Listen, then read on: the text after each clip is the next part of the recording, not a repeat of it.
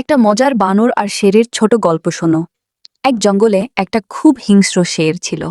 সে রোজ সকালে গর্জন দিয়ে বলতো, আজ আমি জঙ্গলের রাজা, কে আমার সামনে আসার সাহস করে? সব প্রাণী ভয়ে কাঁপতে থাকত। কিন্তু একটা চালাক বানর গাছের উপর বসে হাসতে হাসতে বলল, আরে ভাই শেরদা, তুমি তো রাজা, কিন্তু রাজারও তো একটা দুর্বলতা থাকে না? শের রেগে গিয়ে গর্জন করে বলল, কি দুর্বলতা?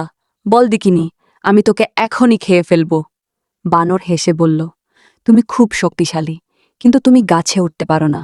আমি গাছে উঠে ফল খাই, তুমি নিচে বসে লোভে লাড় ঝরাও, তাই না? শের আরও রেগে গেল, কিন্তু গাছটা পিচ্ছিল ছিল। শের পা ফসকে পড়ে গেল মাটিতে। ধপাস!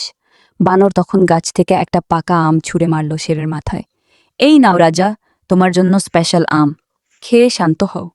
সে লজ্জায় লাল হয়ে গেল, আর কিছু না বলে লেজ গুটিয়ে চলে গেল।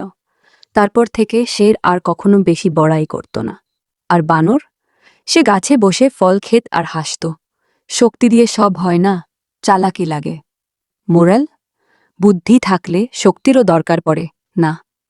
আরেকটা শুনবে নাকি?